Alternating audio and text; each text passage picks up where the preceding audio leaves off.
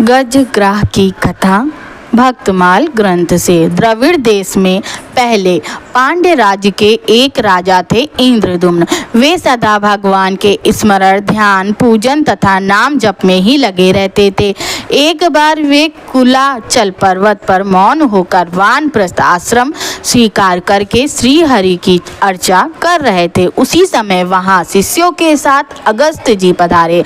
राजा उस समय भगवान के पूजन में लगे थे, अतः ना तो कुछ बोले और ना उन्होंने उठकर मुनि का सत्कार ही किया। अगस्त जी को इससे क्रोध आ गया। उन्होंने श्राप देते हुए कहा, यह मूर्ख मत वाले हाथी की भांति बन गया है, ब्राह्मण का यह अपमान करता है, अतः इसे हाथी की योनि प्राप्त हो।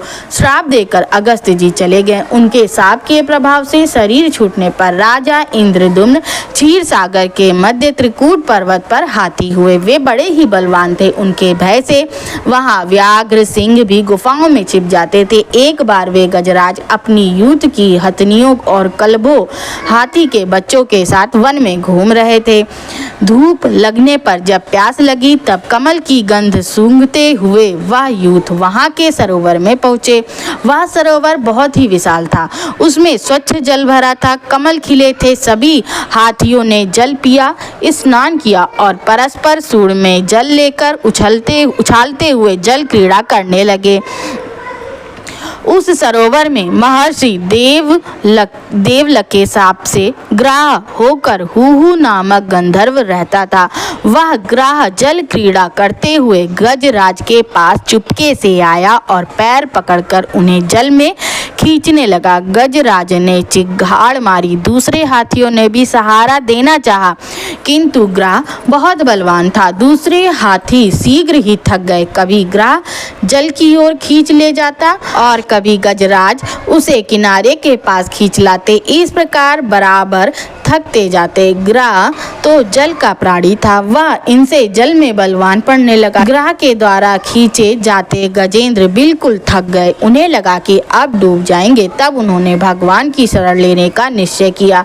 पूर्व जन्म की आराधना के प्रभाव से उनकी बुद्धि भगवान में लगी। पास से एक कमल पुष्प तोड़कर सूंड में उठाकर वे भगवान की स्तुति करने लगे। जब कोई अत्यंत कातर होकर भगवान को पुकारता है तब वे दया में एक क्षण की भी देर नहीं करते।